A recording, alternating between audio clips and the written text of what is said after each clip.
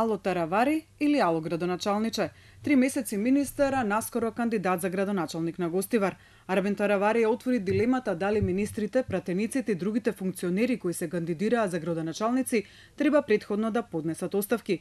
Топ тема на ваша страна на социјалните медиуми го побара ставот на граѓаните за овој потек на министерот, но и за другите функционери за кои се најавува дека ќе се тркаат за градски татковци.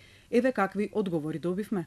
Твитерџијата Шарка Таки е дециден во својот став. Оставки секако, но побитно тие што станаа пратеници пред 6 месеци, министри пред 3 месеци, со кандидатурата покажа дека само сакаат фотелја. Монсур Густав пак смета дека тие не треба да се кандидираат. Не требало да влегува во политика ако не бил подготен да го поднесе товарот кој таа го носи, напиша тој. Зоран Пинтовски освен да за оставка го постави и прашањето зошто тие се кандидираат за пратеници или пак уште повеќе, зошто станаа министри ако веќе имаат ваков план или целата работа е само гола борба за фотелја.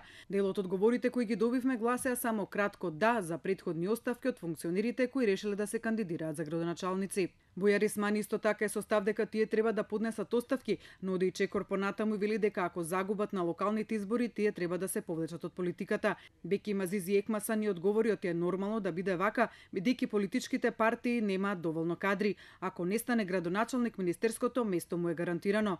Љубе на својот твит профил напиша дека малку способни луѓе останаа во Македонија, па мора секаде да трчат.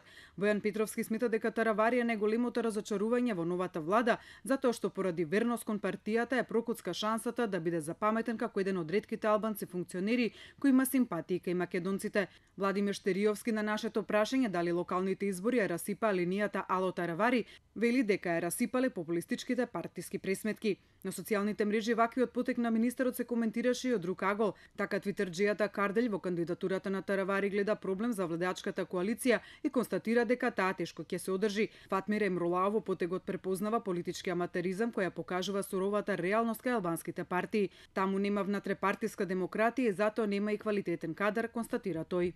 Меѓу одговорите имаше и лични и емотивни пораки до министерот Таравари.